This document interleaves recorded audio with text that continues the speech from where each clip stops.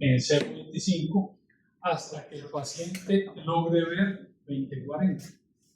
Entonces empezamos a bajar, digamos, empezamos con un más 4, entonces le ponemos más 3.75, le bajamos a más 3.50, le bajamos y le vamos bajando, le vamos preguntando al paciente que cómo está viendo. El paciente generalmente manifiesta, está mejorando, estoy viendo mejor.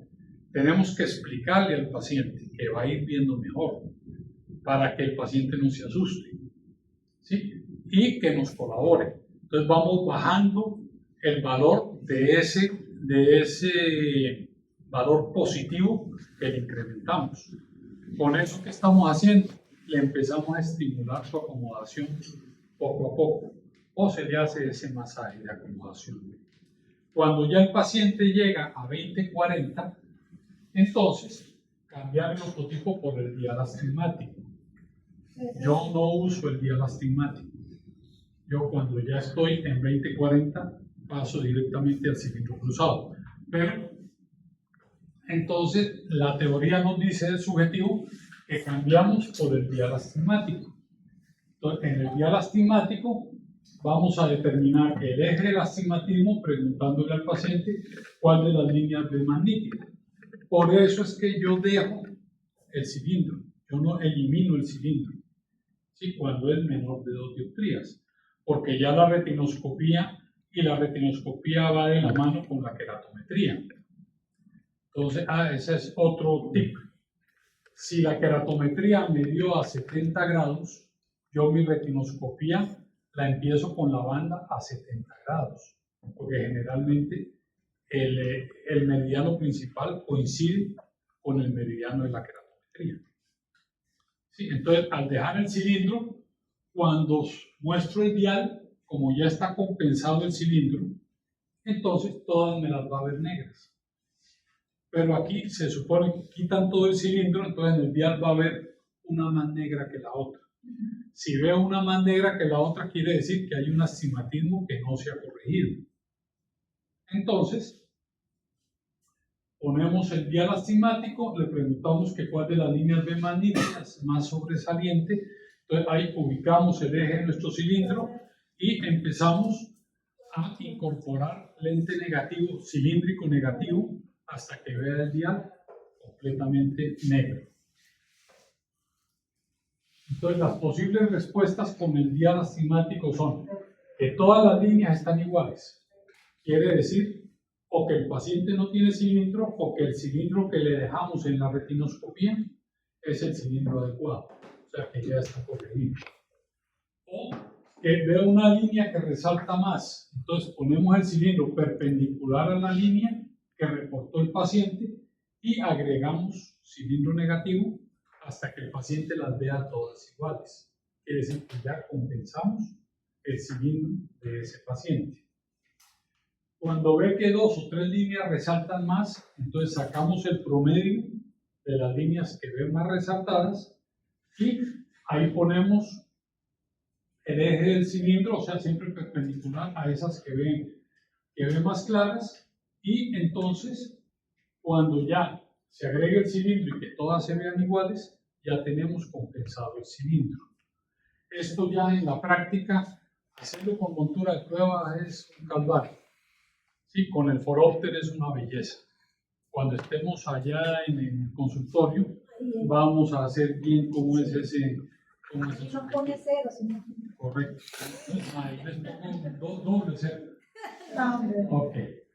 Entonces ya controlamos lo que es el cilindro. Ya tenemos el paciente, lo teníamos en un 20-40 de visión. De ahí entonces volvemos a cambiar el ortotipo, quitamos el dial y seguimos con nuestra cartilla del Snellen que estaba en 20-40. Entonces cambiamos las por del Snellen y continuamos disminuyendo la esfera positiva o aumentando la negativa en pasos de 0.25 hasta que el paciente logre una agudeza visual de 20-20. Ahí nos pone 9, pero equivale al 8. Ya no es buscar 20-15, hasta que llegue el 20-20. Cuando ya el paciente llegó al 20/20, entonces hacemos el mismo procedimiento con el ojo izquierdo. Entonces eso nos va a asegurar que tenemos relajado el paciente y vamos a ubicar siempre el lente más positivo con el que el paciente llegue al 20/20 a nivel de esfera. Entonces, relajamos no como hacen habitualmente. Habitualmente lo que hacen es el dato del autorrefractómetro, se lo colocan al paciente, agarran un lente de más 0.25 y le dicen, ve mejor aquí o ve mejor acá. Y uno de menos 0.25, ve mejor aquí, ve mejor acá.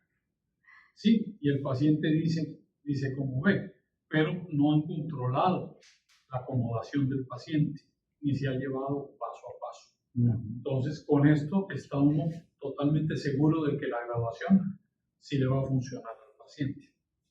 Okay. Entonces, ¿cómo anotamos? Vamos a anotar los lentes con los que llegamos a esa agudeza visual de 20/20 o a la mejor agudeza visual. Entonces, anotamos el dato y, muy importante, anotamos la agudeza visual en la que se llegó. Siempre es de esperar que un subjetivo nos dé una mejor agudeza visual o por lo menos la misma agudeza visual que una retinoscopía. ¿Sí? Muchas veces no pasa eso. Muchas veces con el subjetivo logramos una mejor agudeza visual que la del retinoscopio. Pero entonces ya vamos hilando toda nuestra historia. Entonces, retinoscopía tanto. Otras veces retinoscopía nos da una agudeza visual, digamos, de 20/20. Y en el subjetivo ya llegamos en la retinoscopía nos da 20/40. Y en el subjetivo ya llegamos al 20/20. Entonces vemos qué diferencia hubo entre la retinoscopía y el subjetivo. Y es normal encontrar esas diferencias. En la vida real difícilmente encontramos retinoscopía menos 0.50, subjetivo menos 0.50, receta del paciente menos 0.50. Siempre hay ligeras variaciones. Entonces, no se asusten si les da diferente. Visión próxima, ¿qué es ese 0.50 m? ¿Qué metro? No, la distancia en la que pones el conocido. ¿Qué es esa visión próxima? ¿Cómo se toma la visión próxima? La distancia 50. Correcto. ¿Y qué significa ese servicio? ¿Ah? Correcto. Mejor porque si no, apago y vamos. ¿Ah? Okay. Entonces, se anota la agudeza visual que tenemos en visión lejana. En visión próxima después lo vamos a revisar. Entonces, no es tan importante aquí la agudeza visual en visión próxima, pero sí la agudeza visual en visión lejana. Entonces, ya tenemos una agudeza visual sin corrección del paciente, una agudeza visual con la corrección que trae el paciente si usa corrección. Tenemos una agudeza visual con lo que nos dio retinoscópicamente y una agudeza visual con el examen subjetivo. Entonces, ahí todas esas agudezas visuales pues deben ir en franca mejoría. Sí, deben ir mejorando. Si no, pues hay algo que no está, pero no está bien hecho. De visión lejana. Ajá, visión Porque lejana. si es, ¿cómo es? Si es hipermetrópico. No, siempre va a ser visión lejana, no importa. Siempre Porque aquí ya el paciente, teóricamente, ya lo tenemos en metro. Sí, Todo paciente que llega aquí, ya lo no tenemos tiene en problemas para ver. sea miope, sea hipermétrope, tenga astigmatismo mixto, astigmatismo contra la regla, lo que ustedes quieran. Compuesto simple. En este punto se supone que ya el paciente es hemétrope o lo más cerquita a la hemetropía. Y puede que mejore más bien, porque puede que Sí, llegue a porque 20/15. tenemos que afinar todavía antes de recetar. De que la visión de lejos también afecta un poco, cuando uno tiene hipermetropía se afecta un poquito. Se puede, o sea, que como que le puede... El hipermétrope compensa su hipermetropía acomodando. ¿Sí? Entonces, ahí es donde tenemos que tener cuidado, digamos, con el miope. Porque si el miope nos pasamos de valor negativo, él empieza a acomodar de lejos. Entonces es cuando hipercorregimos al miope. Si un miope de menos 0,50 yo le coloco un -1 y el de lejos probablemente me manifieste 20-20. Pero de cerca es donde va a tener problemas, que va a tener que acomodar más esos 0,50 que nosotros nos pasamos. El hipermétrope de +1 generalmente no llega a consulta sino cuando tiene 40 años, cuando viene la presbicia, porque él toda su vida compensa ese +1. Sí, así. Pero Casi. cuando ya no puede compensar para visión próxima por la presbicia, es que pide la corrección de ese +1 de lejos y lo que necesite de cerca. Entonces, por eso hay que tener cuidado, hay que ser minucioso en el examen. Pero en la historia clínica no puede haber No todo. un muchacho de 15 años con hipermetropía. Claro que sí. O sea, pero tiene Porque puede ser hereditario, ¿verdad? Cuando es hereditario. No, yo le estoy diciendo es que la compensa, Por eso, no que pero. no la tenga, Ajá, por eso hay que pero tener. ¿qué es? ¿Se relacionaría con síntomas o solo con una? Claro, va a tener síntomas. Si un muchacho de 15 años tiene una hipermetropía, no una hipermetropía de 0,25, pues, no, pero una hipermetropía, digamos, de 1,50. Es un muchacho que ve muy bien de lejos, pero que cuando lee le duele la cabeza, se le ponen los ojos rojos, no le gusta mucho leer. ¿Por qué? Porque tiene que acomodar 1,50 de su hipermetropía más la distancia. Y no tiene probablemente una buena reserva de acomodación. Entonces, lo que les quiero decir es, no todo 20-20 es hemétrope. O sea, podemos encontrar pacientes miopes de 0,50 a 0,75 con 20-20 de visión. Pacientes hipermétropes hasta de 3 dioptrías con 20-20 de visión, que tiene una amplitud de acomodación muy alta. Entonces, por eso la historia, todo va ligado. No solo es agudeza visual, no solo es queratometría, no solo es retinoscopía, no solo es subjetiva, sino todo. Y nosotros analizamos todo lo que tiene el paciente antes de dar una receta definitiva. Aquí todavía no hemos dado una receta. En esto todavía. Todavía no hemos dado la receta, todavía eso no se lo damos al paciente, lo que nos dio en el subjetivo. Entonces, ahí están los videos. Todavía nos tomamos el tiempo de afinar todavía más esa receta. ¿Para qué? Para no tener reclamos el día de mañana. ¿Sí? Entonces, para asegurarnos nosotros de cómo es de qué es lo que vamos a recetar. Entonces, hay varios métodos para afinar. A mí me parece el método más exacto el del cilindro cruzado. Que es el que está ahí, ¿verdad? El cilindro cruzado, que es la barrita. Ajá. Exacto. Es la barrita que se gira, o en el forópter, ahí está incorporado lo que es el cilindro cruzado. Entonces, con ese cilindro cruzado ya vamos a afinar exactamente lo que tiene el paciente. Se puede afinar también con un test rojo-verde. O sea, se le presenta al paciente un test rojo-verde con unas letras en la parte roja, otras en la parte verde. Si el paciente ve mejor las rojas, es que le falta poder negativo. Entonces le agregamos un cuarto de dioptría 0,25 negativo. Si ve mejor las verdes, es que le falta un poquito de positivo. Entonces le agregamos más 0,25. Pero es muy inexacto. Es muy inexacto. Es mucho más exacto el cilindro cruzado. Sobre todo para la afinación del cilindro. No tanto para la afinación de la esfera, pero sí para la afinación del cilindro. Entonces, la afinación con el cilindro cruzado es una prueba clínica para definir ya la prescripción del paciente, lo que le vamos a recetar al paciente. Entonces, para realizar el procedimiento del ojo derecho, igual ocluimos el ojo izquierdo. Ya le dejamos la graduación que encontramos en el subjetivo, no la variamos.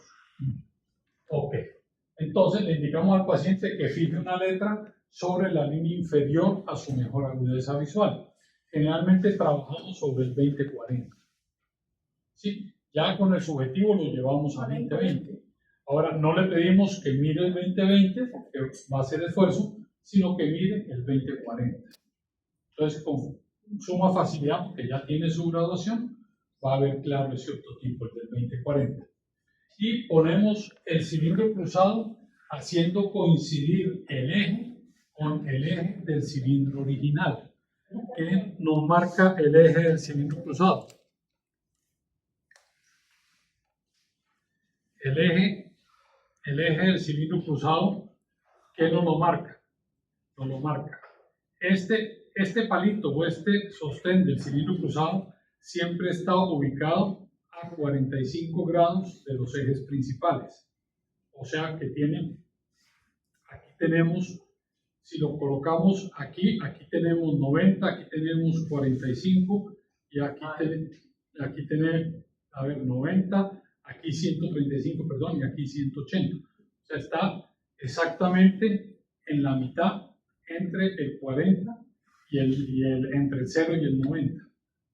Entonces, ahí está el eje. Entonces, hacemos coincidir el eje del cilindro cruzado con el eje que tiene el astigmatismo del paciente. Y le preguntamos, o sea, lo rotamos, y le preguntamos si ve mejor aquí o ve mejor acá. El cilindro trae unas marcaciones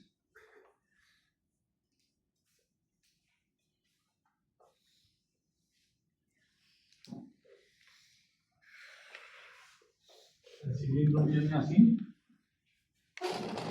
viene aquí positivo, negativo, y aquí trae el palito del cilindro cruzado.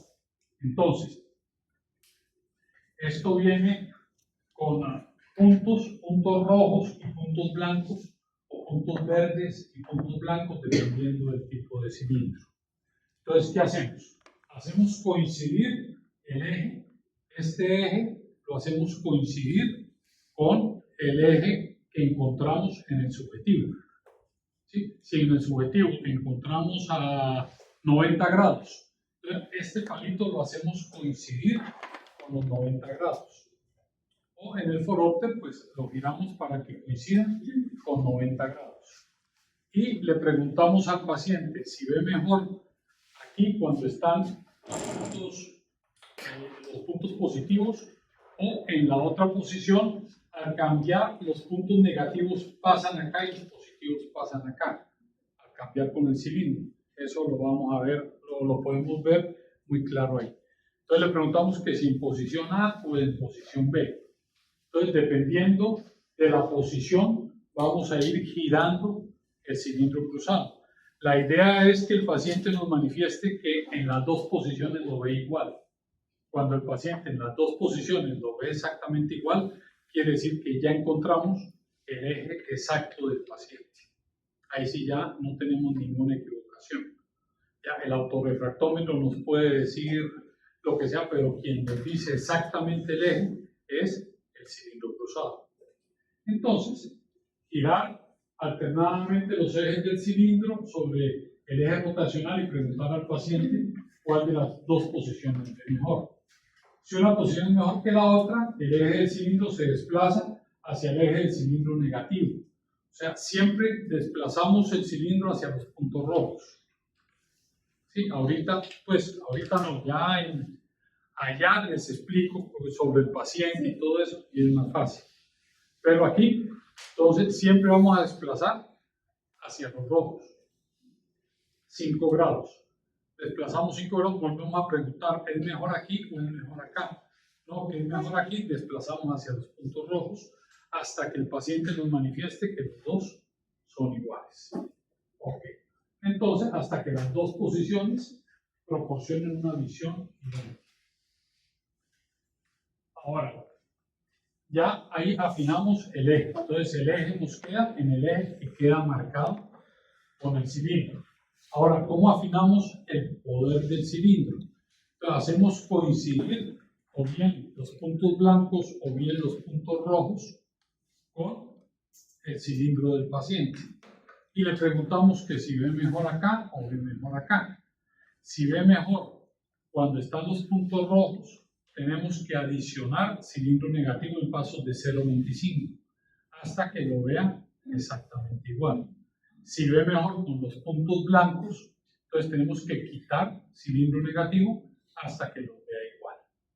Cuando ya los vea igual, entonces ya tenemos afinado.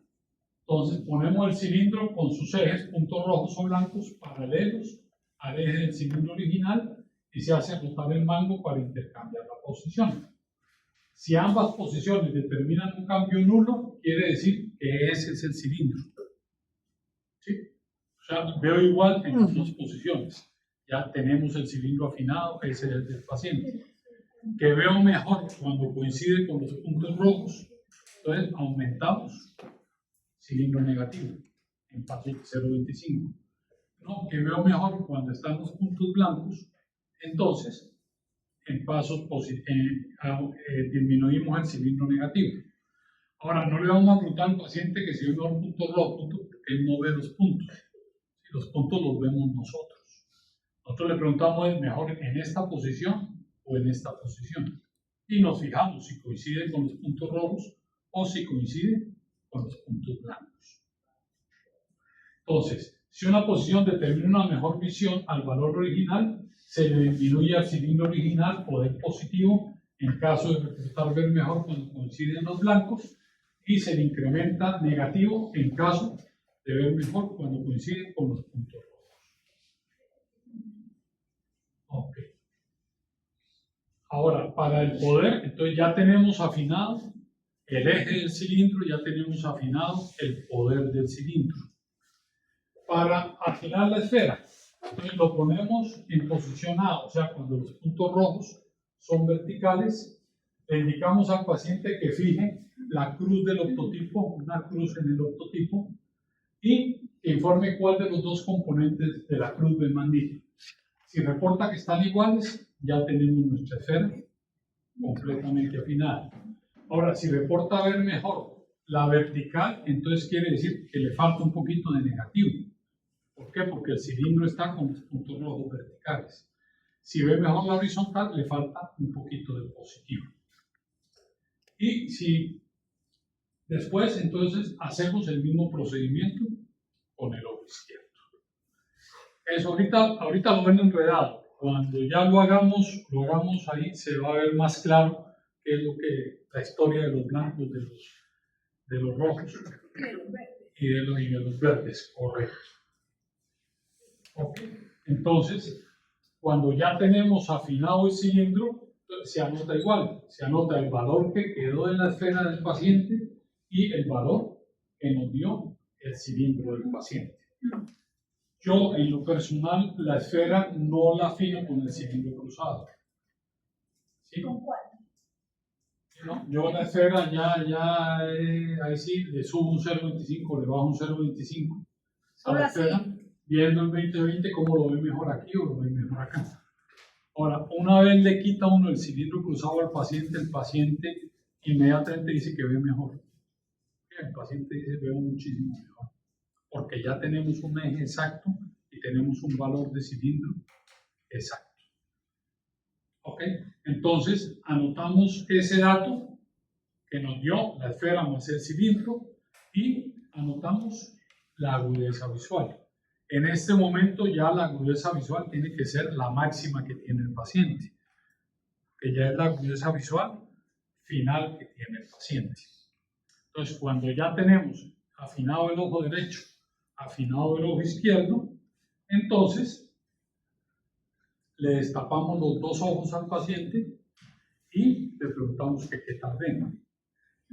Sí, que qué tal ven. Y si el paciente dice, generalmente dice, no, ahora sí veo en HD. O sea, ya el paciente está 20-20, 20-20, ya perfecto, podemos estar tranquilos y le recetamos esos anteojos, a no ser que sean cilindros muy altos. Entonces, si es cilindro muy alto, se lo colocamos en la montura de pruebas y hacemos una prueba ambulatoria. O sea, que el paciente lo use un tiempito para ver que no se maree, no tenga ese tipo de problemas. Sí, camine un rato con los anteojos puestos. Sí, claro, no, después, aquí todavía no hemos terminado. Sí, después ya tenemos el paciente de lejos, lo tenemos hemetropizado o con su mejor agudeza visual. Entonces pasamos a tomar la visión próxima con esa graduación. Entonces, si el paciente en visión próxima está a 0.5M, ya no le hacemos absolutamente nada más. Si el paciente no está en 0.5M, entonces tenemos que revisar o agregar valor positivo. Generalmente pasa en los presbitas, agregar el valor positivo hasta que él quede en su 0.5M. Entonces anotamos la adición que tenga el paciente. Entonces, por último, ya ahora sí tenemos otro cuadro en nuestra historia clínica. Sí, ya le agregamos retinoscopía, le agregamos subjetivo, le agregamos afinación o afinamiento. Y ya ahora sí llegamos a lo que le vamos a recetar al paciente. Entonces, le vamos a indicar una esfera, le vamos a indicar un cilindro y un eje del cilindro. En caso de necesitar prismas, pero en esta consulta no hacemos prismas, ya es en otra consulta donde evaluamos si encontramos aquí que hay algo que amerite los prismas. Entonces, anotamos la visión lejana, generalmente se anota la visión lejana y la adición. O anotamos la graduación para visión lejana e independiente la graduación para visión próxima. Sí, por ejemplo, aquí tenemos que este paciente terminó con menos 1,50 con menos 0,50 por 10 grados en el ojo derecho. Y en el ojo izquierdo tiene una miopía de menos 1,25. Pero tiene una adición de más de 25. Entonces es un paciente de 50 y pico de años. ¿Sí? Entonces se puede anotar así con el dato de adición o podemos anotar visión lejana y visión próxima. Entonces, para visión lejana tiene menos 1,50 con menos 0,50 por 10 grados y menos 1,25. Y para visión próxima sería más 0,75 que sale ¿de dónde? De la adición más 2,25 menos el 1,50 que tiene. Entonces, más 0,75 por menos 0,50 por 10 grados y menos 1,25 más 2,25 sería más 1. Entonces, se puede expresar en términos de adición o se puede expresar en términos de dos anteojos, uno para ver de lejos y otro para ver de cerca. Entonces, sería bifocal, correcto. Si en términos de adición sería un bifocal o un progresivo o un multifocal o dos anteojos, uno para ver de lejos y otro para ver de cerca o de acuerdo a la necesidad del paciente. Entonces, esa es la prescripción que se le indica al paciente, que la tenemos que indicar los examinadores. Lo ideal sería que nosotros en la prescripción también colocamos la distancia pupilar que tiene el paciente, porque esa ya la hemos tomado nosotros. Indicar el tipo de lente que queremos que tenga el paciente, eso no se le deja a los vendedores. Somos nosotros los que tenemos que determinar si lo queremos que tenga un filtro, que no tenga un filtro, que sea fotocromático, que sea antihistamínico, que sea antipirético, que tenga, o sea, todas con todos los con poderes. con Todos los poderes. es correcto, somos nosotros los que indicamos si es un bifocal, si es un bifocal flato, si es cripto, si es ejecutivo, si es progresivo, si es invisible. O sea, de toda la gama, nosotros debemos prescribir ese tipo de lentes. Aquí generalmente se le deja al vendedor. Entonces el vendedor empieza a decir porque es el que le representa mejor comisión. Sí, entonces un paciente que usaba ejecutivo le dicen, no, usted tiene que pasar a un progresivo, ¿sí? Un Crisal Alice progresivo, Varilux, no sé qué, con todas las cosas. Resulta que el paciente se pone su Crisal Alice, todo eso pagó carísimo y estaba contraindicado porque es un paciente que usaba un bifocal ejecutivo. Entonces ya no puede ver con ese lente. A veces usan los bifocales las señoras, ¿verdad? Y quieren pasarle a un progresivo y les cuesta. Correcto, entonces, pero es uno, el examinador, el que debe determinar qué es lo que va a usar el paciente. Bueno, entonces, en este punto de la historia, entonces ya anotamos la prescripción que se le va a dar al paciente, indicando todo eso. Entonces, indicando el tipo de lente, si va a ser monofocal, si va a ser bifocal, si va a ser progresivo, eso ya lo conocen ustedes, lo vamos a pasar rapidito. Ok. Ok. También los tratamientos, si lo queremos que oscurezca, que aclare, si lo queremos blue light, si lo queremos azul, amarillo, ámbar, o sea, dependiendo del filtro, dependiendo de la necesidad que tenga el paciente. Si lo queremos con tratamiento antirreflejo, sin tratamiento antirreflejo. Tenemos que saber, tratamiento antirrayas es la falsedad más grande que se No, le yo al me lo iba a paciente. decir, nunca lo había escuchado. Porque todo lente, no, es que antes, bueno, y todavía hay algunas ópticas que y lo quiere con tratamiento antirrayas, entonces sí, eso vale X lempiras más. Resulta que todo lente plástico ahorita, todo lente CR39, todo lente policarbonato, para que ópticamente funcione, tiene que tener el tratamiento antirrayas. O sea, no es una novedad que se le pone. Sí, el No es que no antirreflejo es sí se como puede una opción, adicionar, sino no que se ya puede viene adicionar. incluido. Ya tiene que venir. Ah, pero como Entonces, quieren cobrar más. es absurdo cobrar más por un tratamiento que tiene que tener el lente. Como te anda ofreciendo antirrayas. Pero le vamos a poner antirrayas. Entonces, le recetamos, o sea, entonces ya en la receta nosotros establecemos qué tipo de lente va a ser. Ahí está, si es con tratamiento ultravioleta, todo lente ahorita trae tratamiento ultravioleta. No son cuestiones adicionales. Los tintes sí pueden ser Pero el adicionales. fotocromático lo trae ahí también. El fotocromático, sí, claro. Aquí está el Ajá, lente ya, fotocromático, ya. lente polarizado, pero eso lo decide uno. Sí, si el paciente necesita un polarizado o el paciente necesita un fotocromático, si lo necesita que sea gris, si lo necesita que sea café.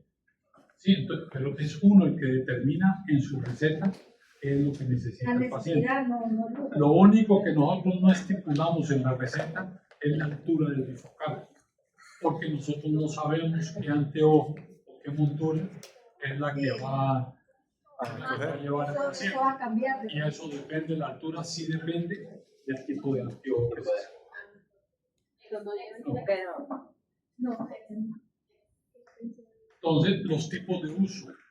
Debemos especificarle al paciente cuándo es que va a usar su anteojo. Muchos no lo preguntan. ¿Sí? Entonces, muchas veces a mí me dicen, bueno, ¿y esto cuánto tiempo lo tengo que usar? La respuesta que yo utilizo así como para romper el hielo con el paciente, aunque ya a esta altura pues ya lo tenemos, ya está todo caliente. Pero entonces le digo, no, este anteojito lo va a tener que usar hasta 2 días después de muerto. Esa es la reacción, pero inclusive es la reacción. Siente cuando que está más atropellado y se pierde ahí. Bueno, ahora después de muerto. ¿Vieron la reacción de ustedes? Todos soltaron la carcajada. El paciente hace lo mismo. Entonces, es diferente decirle, mire, lo tiene que usar toda la vida. Toda la vida como que no causa eso. Pero le digo, hasta 2 días después de muerto. Tipos de uso, bueno, ahorita tipos de muerte. Sí, entonces el paciente lo siente como más suave. A todo esto, aquí vamos en la afinación todavía. No, ya hemos afinado, no, aquí ya estamos Ya terminando. Ya dio el diagnóstico y todo, ya estamos en el tratamiento. ya estamos entonces, escribiendo la receta. Aquí él está dando el 100 a Una usted. consulta, doctor. Sí, ya está cobrando. Porque ya pasamos de eso. Cuando hagamos la retinoscopía, Ajá, siempre vamos a agregar en la historia de nosotros la agudeza visual. claro, siempre. Y en El la. subjetivo con agudeza visual También. y afinamiento con agudeza visual. Cada uno. Cada uno. Cada uno con Ay, por agudeza supuesto. visual. Mucho. Entonces, así se le explica el tipo de uso.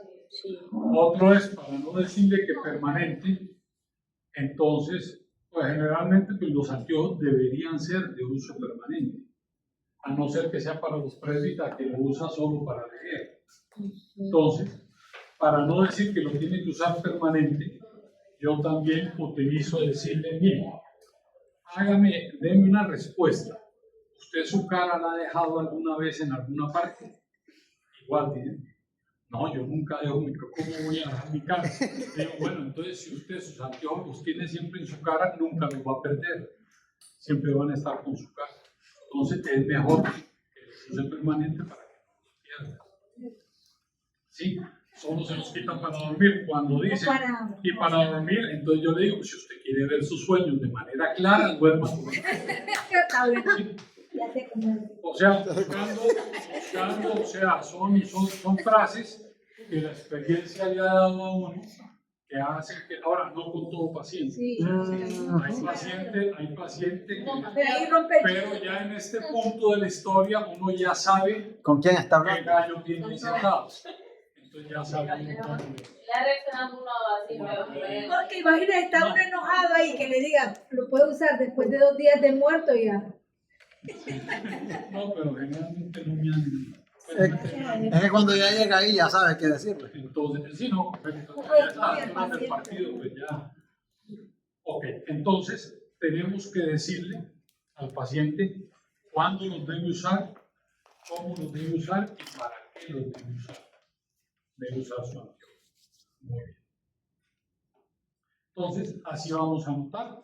Entonces, la esfera, la visión de lejos en el ojo derecho o izquierdo, el tipo de lente, la adición del lente, la distancia pupilar, si es con filtro, si es sin filtro, el uso que debe tener y el material con el que se debe elaborar.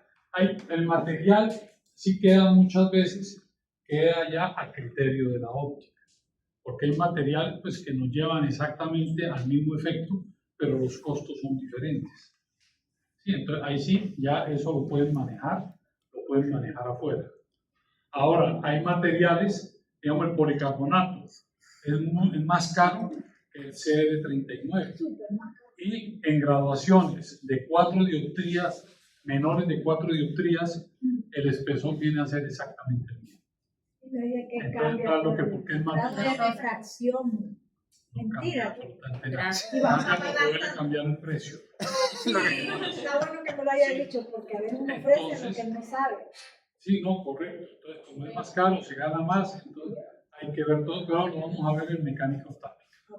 Bueno, aquí ya tenemos entonces, la forma de anotación. Muy bien, ya hacemos el diagnóstico. ¿Perdón? si preguntan, me va a hacer.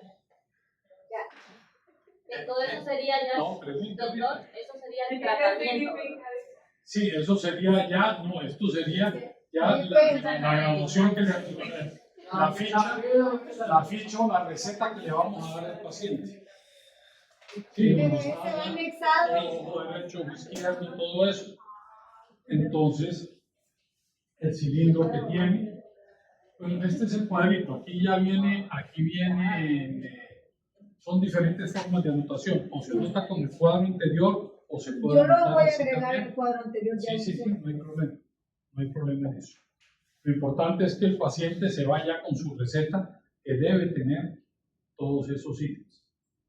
¿Qué duda era? No, y además, Google, mentira. No confíen mucho de Google. No, Pregúntale a aquel amigo que Google cómo lo trata. Muy bien. Entonces, pues el diagnóstico sea el diagnóstico refractivo, que es lo que tiene el paciente, diagnóstico motor y acomodativo si encontramos alguna anomalía, y diagnóstico patológico, entonces el hallazgo y por qué remitimos, o sea, si se remite o no se remite. El plan de tratamiento que se vaya a dar, de acuerdo al diagnóstico refractivo, el plan de tratamiento es que pues unos anteojos, si es con anteojos, o qué es lo que vamos a hacer con el paciente. Pon el anterior, Si es doctor. motor, entonces también es lo que vamos a hacer. La anterior, porfa. Eso. Ya. Casi es lo mismo, ¿verdad? Sí, el diagnóstico patológico, pues nos remitimos a patología. ¿Ok? Si vamos a remitir al paciente, entonces la historia clínica dice paciente remitido a evaluación oftalmológica, o paciente remitido a lentes de contacto, paciente remitido a ortóptica, o encontramos que lo debe ver un médico internista, entonces paciente remitido. ¿A dónde nos remitimos? O sea, ¿qué fue lo que ya tenemos consignado? ¿Qué fue lo que le presentamos en anteojos? Entonces consignamos también hacia dónde mandamos al paciente, hacia dónde lo dirigimos. Dígame. Sí.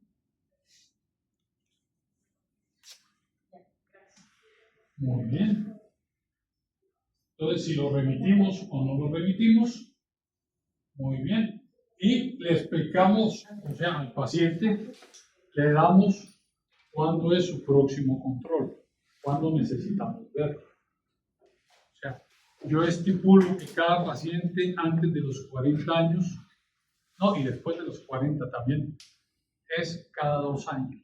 2 años tener una revisión. Ahora, dependiendo de los pacientes. Si son niños que encontramos con miopía, hay que revisarlos cada año. ¿Sí? Si son pacientes que tienen algo de glaucoma, de eso, tenemos que revisarlo con un tiempo más corto. Se estipula, perdón, que una vez al año se debe uno revisar. Entre los 20 y los 40 años, entre los 20 y los 40 años, cada 2 años. Si Cada no, 6 meses, no vamos a encontrar. Cada 6 meses. Ah, sí, bueno, cada 6 meses ya es usura, pero sí. Ahora, hay pacientes que uno tiene que revisar cada 15 días, pero ya, digamos, un paciente en una adaptación de lentes de contacto tiene que ser más temprano, pero cuando ya el paciente ha sido dado de alta, entonces cada año lo está chequeando uno, pero debe decírselo al paciente, decirle por qué. No todos preguntan cuándo vuelve. Si no, uno le dice una vez, mire, lo espero aquí dentro de un año, lo espero en el tiempo que uno estipule que sea necesario ver ese paciente. Esto es lo más importante de la historia clínica, y es en lo que menos reparo, que es que firmar la historia clínica. ¿Y cómo se firma? Se firma con letra legible, que todo el mundo sepa, ¿sí?, que aquí lo vio Hugo Robin. En cambio, aquí lo pudo haber visto Edelmiro Cueva, Atanasia Girardot, Panimanas III, o sea, cualquiera. Ahí no tiene, Por el camino, porque parece. sí, ahí no tiene ni idea de quién examinó. Entonces, cuando uno hace una historia, uno debe constar que fue uno el que hizo la historia.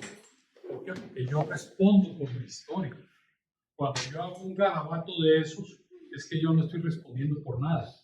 Entonces tiene que ser de manera clara, de manera legible, para que si otra persona llega a ver la historia, entonces sepa quién elaboró esa historia. Sí, entonces es muy importante identificarlos. O sea, algunos tienen sello, algunos tienen, pero algo que se pueda leer. Sí, sobre todo en las instituciones, que se pueda ver quién fue el que examinó, para quién fue el que recetó, para ver quién es el que asume la responsabilidad de esa receta. Y con eso termina nuestra historia. Con eso terminamos. Pero qué montón de cosas.